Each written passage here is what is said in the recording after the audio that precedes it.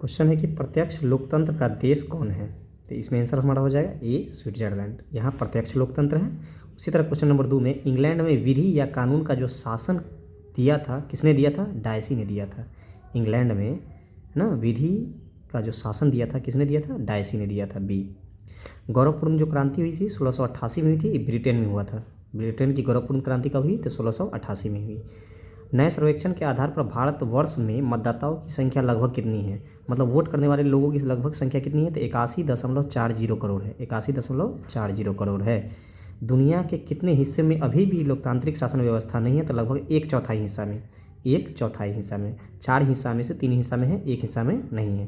तो इसी को आंसर में कहेंगे कि दुनिया के कितने हिस्से में अभी तक लोकतांत्रिक शासन व्यवस्था नहीं? 1/4 है। कैथोलिक और प्रोटेस्टेंट की धार्मिक कट्टरता ने हिंसक संघर्ष को कहाँ जन्म दिया था? तो उत्तरी आयरलैंड में। आलू अकाल भी यहीं पड़ा था, याद रखिएगा। और कैथोलिक और प्रोटेस्टेंट ये जो है, ये क्रिश्चियन जो धर्म होते हैं, ईसाई धर्म, इसके 2 भाग हैं। ये दोनों के बीच जो धार्मिक कट्टरता का हिंसक हुआ था, मारधाड़ हुआ था, वो उत्तरी आयरलैंड में हुआ था। टोनी ब्लेयर किस देश के प्रधानमंत्री बने? तो टोनी ब्लेयर इंग्लैंड के बने। कहाँ के बने? इंग्लैंड के। टोनी ब्लेयर किस देश के प्रधानमंत्री बने? इंग्लैंड के बने। लोकतांत्रिक देश में फैसले एवं निर्णय किसके द्वारा लिए जाते हैं? तो जनप्रतिनिधि के द्वारा। जनप्रतिनिधि मतलब जनता जिसको अपना प्रतिनिधि मान करके चुनता है, उसी को जनप्रतिनिधि कहते हैं। तो लोकतांत्रिक देश में जो फैसला होता है और निर्णय किसके द्वारा लिया जाता है? जनप्रतिनिधि के द्वारा। लोकतंत्र के सामने सबसे बड़ी चुनौती क्या है? तो लोकतंत्र के सामने सबसे बड़ी चुनौती यह है कि हमको लोकतंत्र को सशक्त बनाना है, मतलब मजबूत बनाना है। ठीक है, लोकतंत्र के सामने सबसे बड़ी चुनौती क्या है? लोकतंत्र को क्या करना है? सशक्त बनाना या मजबूत बनाना है। इनमें कौन एक लोकतांत्रिक समस्या नहीं है? लोकतांत्रिक समस्या कौन नहीं है? देखिए, क्षेत्रवाद, आतंकवाद, मुद्रा का अवैध आवागमन, ये सब लोकतांत्रिक समस्या है। लेकिन राष्ट्रीय अखंडता जो है, ये लोकतांत्रिक समस्या नहीं है। हमारे देश में अखंडता बना रहे, है ना, कोई लोग टूटे फूटे नहीं, सब लोग आपस में मिलजुल करके रहे, इसी को राष्ट्रीय अखंडता कहा जाता है। तो एक क्वेश्चन है कि एक लोकतांत्रिक समस्या नहीं है, सब है लेकिन राष्ट्रीय अखंडता नहीं है। एकता और अखंडता का नीति भारत में अपनाया गया। इसमें किस देश में अप्रत्यक्ष लोकतंत्र है? तो अप्रत्यक्ष लोकतंत्र कहाँ है? भारत में है, क्योंकि आप डायरेक्ट राष्ट्रपति का चुनाव नहीं कर सकते हैं। अमेरिका में भी वही हाल है, इंग्लैंड में भी वही हाल है, इसमें से सभी, है ना। तो अप्रत्यक्ष लोकतंत्र कहाँ कहाँ है? भारत में है, इंग्लैंड में है, अमेरिका है। लेकिन प्रत्यक्ष लोकतंत्र हम आपको अभी कुछ देर पहले बताते, स्विट्जरलैंड में है, वहाँ जनता ही चुनती है। वर्तमान में नेपाल की शासन प्रणाली क्या है? तो अब लोकतंत्र हो गई, पहले राजतंत्र थी, अब लोकतंत्र हो चुकी है 2006 के आसपास। भारतीय लोकतंत्र में के कितने अंग हैं? तो 3 अंग होते हैं। भारतीय लोकतंत्र के कितने अंग होते हैं? 3। पहले का जो है वो विधायिका होता है, दूसरा का कार्यपालिका और तीसरा का न्यायपालिका होता है। ठीक है, भारतीय लोकतंत्र के कितने अंग हैं? 3, न्यायपालिका, कार्यपालिका और विधायिका। ठीक है, भारत किसी भी लोकतंत्र को सफल बनाने में महत्वपूर्ण भूमिका किसकी होती है? स्वतंत्र और निष्पक्ष जो न्यायपालिका होती है उसकी होती है। स्वतंत्र और निष्पक्ष न्यायपालिका की होती है। 15वीं लोकसभा चुनाव से पूर्व लोकसभा में महिलाओं की भागीदारी कितनी थी?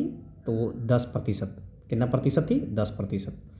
भारत के अंदर लोकसभा में महिलाओं की भागीदारी 10% थी। भारतीय महिला आयोग अधिनियम किस वर्ष बनाया गया? तो 1990 में बनाया गया। भारतीय महिला आयोग अधिनियम कब बनाया गया?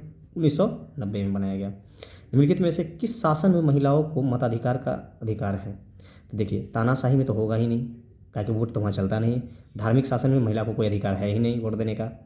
बच गया ये लोकतांत्रिक शासन व्यवस्था। तो लोकतांत्रिक शासन व्यवस्था में वयस्क मताधिकार की व्यवस्था, इसमें महिला पुरुष सभी अपना मतदान कर सकते हैं।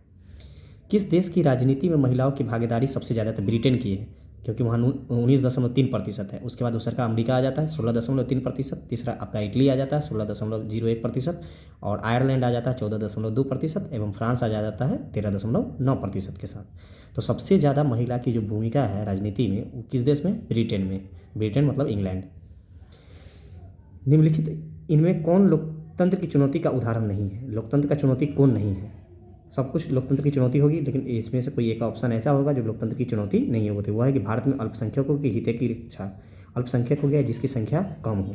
और कभी कभी सरकार बनाने में अल्पसंख्यक महत्वपूर्ण भूमिका निभाता है। लेकिन क्यों? क्योंकि बहुसंख्यक जो थे अपने जाति के आधार पर अपने वोट का बंटवारा कर लेते हैं, और अल्पसंख्यक एक होकर के जिसको वोट देते हैं वही सरकार बना लेती है।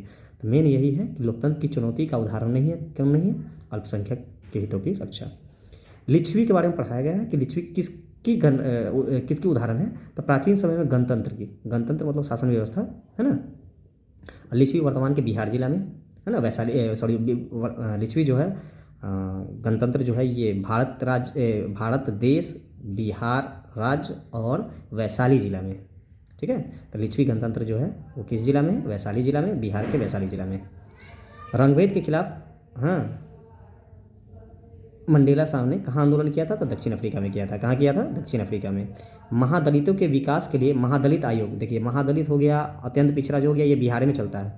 तो महादलितों के विकास के लिए महादलित आयोग जो बना है वो कहाँ बना है? किस राज्य में बना है? तो बिहार में बना है, ठीक है। जनरल पिनोसे का संबंध किस देश से है? तो चिली से है ना। जनरल पिनोसे का संबंध किस देश से है? तो चिली से है। इतना को याद रखना है।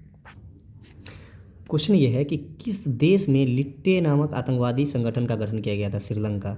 लिट्टे नामक आतंकवादी संगठन का गठन कहाँ किया गया था? श्रीलंका में किया गया था। किस देश में महिलाओं को सार्वजनिक गतिविधियां में हिस्सा लेने पर प्रतिबंध लगा है? तो सऊदी अरब में, ठीक है। सऊदी अरब में महिला को कोई भी सार्वजनिक जो होता है वो घूम फिर नहीं सकती है पूर्ण रूप से। आंग सान सूची किस देश में लोकतंत्र को लाने के लिए प्रयासरत है? तो म्यांमार में। आंग सान सूची का संबंध किस देश के साथ है? तो म्यांमार के साथ है, ठीक है। वहाँ लोकतंत्र बहाल करने में इसका महत्वपूर्ण योगदान है। कौन सा देश जाति तनाव एवं आपसी संघर्ष में विखंडित हो गया था? यूगोस्लोवाकिया, है ना। जाति तनाव और आपसी संघर्ष में देश कौन हो गया? विखंडित हो गया था? यूगोस्लाविया जो है, यूगोस्लाविया जो है सो। भारत में मानव अधिकार सुरक्षा अधिनियम, है ना, 1993 में आया। मानव अधिकार सुरक्षा अधिनियम 1993 में आया। भारत सेवा का अधिकार, right to service act, Bihar में कब लागू किया गया? आंसर हो जाएगा 15 अगस्त 2011 में। ये बिहार के अंदर है, राइट टू सर्विस एक्ट। बहुत वीवीआई क्वेश्चन है। क्वेश्चन नंबर 30 जो है इसको ध्यान में रख लीजिएगा, ठीक है। सेवा का अधिकार जिसको राइट टू सर्विस एक्ट कहते हैं, ये बिहार में कब लागू हुआ? तो 15 अगस्त 2011 को लागू हुआ। लोकतंत्र सुधार कौन करते हैं? तो वो लोकतंत्र में जो सुधार करने का काम वो राजनीतिक दल का है, ठीक है। भ्रष्टाचार पर अंकुश कौन सा कानून लगाता है? तो सूचना का अधिकार आंदोलन, है ना, जो कि सबसे पहले 2005 में इसका कानून बना था। ये शुरुआत जो हुआ था नई दिल्ली से, राजस्थान के अंदर हुआ था, उसके बाद नई दिल्ली में पहुंच गया। तो भ्रष्टाचार पर अंकुश अगर लगाना होगा तो सूचना का अधिकार आंदोलन, संबंध राजस्थान से। मॉडर्न डेमोक्रेसी नामक पुस्तक के लेखक कौन है? बहुत अच्छा क्वेश्चन है कि मॉडर्न डेमोक्रेसी नामक पुस्तक के लेखक कौन है? तो लॉर्ड ब्राइस है, लॉर्ड ब्राइस है। 1789 में एक क्रांति हुई जिसको हम फ्रांस की महान क्रांति के नाम से जानते हैं, 1789 में, ठीक है। किस देश ने स्वतंत्रता, समानता एवं बंधुत्व का नारा दिया था? तो स्विट्जरलैंड ने। किसने? स्विट्जरलैंड में। फिर से याद रखिए, प्रत्यक्ष लोकतंत्र स्विट्जरलैंड में है। यही देश है स्वतंत्रता, समानता और बंधुत्व मतलब भाईचारा का नारा दिया था, ठीक है। तो किस देश ने स्वतंत्रता, समानता और बंधुत्व का नारा दिया था? तो आंसर हमारा हो जाएगा स्विट्जरलैंड। क्वेश्चन है कि विधि के शासन की शुरुआत किस देश में हुआ था? तो इंग्लैंड में, ठीक है। अरस्तु कहाँ का दार्शनिक था? तो यूनान का था। उत्तरदायी सरकार का सिद्धांत निम्न में से किस क्रांति की देन है? तो गौरवपूर्ण क्रांति, है ना, 1699 में शायद हुआ था ना। गौरवपूर्ण क्रांति 1688 में हुई थी।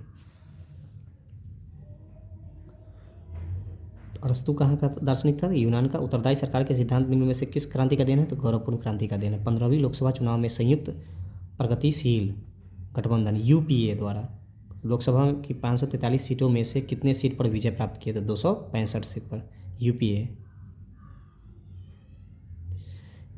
जो गठबंधन करता है ना, वो कांग्रेस का पार्टी है, जबकि एनडीए जो है वो गठबंधन करके भाजपा की पार्टी जो चलाती है। इनमें से प्रत्यक्ष कर का उदाहरण क्या है? आयकर। प्रत्यक्ष रूप से जो कर लगता है उसको इनकम टैक्स, आयकर कहते हैं, ठीक है। इनमें से अप्रत्यक्ष कर का उदाहरण क्या है? तो बिक्री कर, सेल टैक्स जो होता है सो। बिक्री कर अप्रत्यक्ष कर हो जाएगा, जबकि प्रत्यक्ष कर आपका आयकर हो जाएगा। बहुत इंपॉर्टेंट क्वेश्चन है। प्रत्यक्ष कर क्या होता है? आयकर होता है। अप्रत्यक्ष कर क्या होता है? बिक्री कर होता है, ठीक है। लोकतंत्र किसको बढ़ावा नहीं देता है? तो विशेष अधिकार को बढ़ावा नहीं देता है, ठीक है। स्विट्जरलैंड में महिला को मताधिकार किस वर्ष मिला था? तो 1871 में मिला था। स्विट्जरलैंड में महिला को मत देने का अधिकार कब मिला? 1871 में मिला था, ठीक है। महिला आरक्षण बिल विधेयिका में महिलाओं के लिए कितने प्रतिशत आरक्षण की बात कही गई है? तो 33% की बात कही गई है। 2023 में ये लोकसभा और राज्यसभा में लाया गया है, लेकिन अभी पूर्ण रूप से लागू नहीं हुआ है। लेकिन यही पंचायती राज व्यवस्था में महिलाओं का आरक्षण 50% है। 2006 में बिहार के अंदर दिया गया, ठीक है। भारत में लोकतंत्र की सफलता में क्या बाधा है? तो सबसे बड़ी बाधा है अशिक्षा, ठीक है। किसने कहा था कि कार्यपालिका में ऊर्जा होनी चाहिए तो विधायिका में दूरदर्शिता, जबकि न्यायपालिका में सत्य के प्रति निष्ठा और संयम होना चाहिए? ये बात अलेक्जेंडर हैमिल्टन ने कहा था। किसने कहा था? अलेक्जेंडर हैमिल्टन ने, है ना, कि कार्यपालिका में ऊर्जा होना चाहिए, काम करने की क्षमता होनी चाहिए। विधायिका में दूरदर्शिता होना चाहिए। विधायिका जो होता है ना, वो दूरदर्शिता रखे, लंबी लंबी जो पहुँच है, क्या बोलते हैं उसको, दूर तक की परख उसके पास होना चाहिए, है ना। और न्यायपालिका में सत्य के प्रति उसको निष्ठा रहना चाहिए, है ना, संयम भी रहना चाहिए। तो ये बात अलेक्जेंडर हैमिल्टन ने कहा था। निम्नलिखित में से कौन भारतीय लोकतंत्र की चुनौती नहीं है? तब मुस्लिम भेदभाव को समाप्त करना, ये चुनौती नहीं है। बाद बाकी सब चुनौती है। सामाजिक भेदभाव, मजबूरी के गठबंधन, संघ एवं इकाई के बीच टकराव, ये सब क्या है? लोकतंत्र की चुनौती है। लेकिन मुस्लिम भेदभाव को समाप्त करना ये लोकतंत्र की चुनौती नहीं है। अच्छा, आइए यहाँ पर, आजकल लोकतंत्र के लिए सबसे बड़ा जो चुनौती है वो क्या है? तो भ्रष्टाचार है। इसीलिए तो सूचना का अधिकार आंदोलन लाया गया कि कोई चोरी छुपे कोई काम नहीं करवा सके, ठीक है, पारदर्शिता आ जाए। भारत में लोकतंत्र के विकास के मार्ग में कौन सी प्रमुख चुनौती है? तो सामाजिक भेदभाव क्या करना? समाप्त करना। भारत के लोकतंत्र के विकास में मार्ग में कौन सी प्रमुख चुनौती है? तो सामाजिक भेदभाव समाप्त करना। निम्नलिखित में कौन एक सामाजिक कुरीति में शामिल है?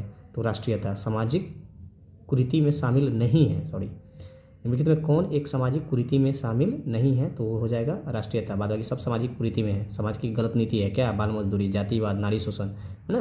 देखिए राष्ट्रीयता जो है हम लोग का परस्पर अपने देश के प्रति प्रेम भाव रखना ही राष्ट्रीयता कहलाता है। ये जो है वो सामाजिक कुरीति नहीं है, ये अच्छा गुण है। कुरीति मतलब होता है गलत गुण, ये सब गलत गुण है, ठीक है, जबकि ये अच्छी चीज़ें हैं।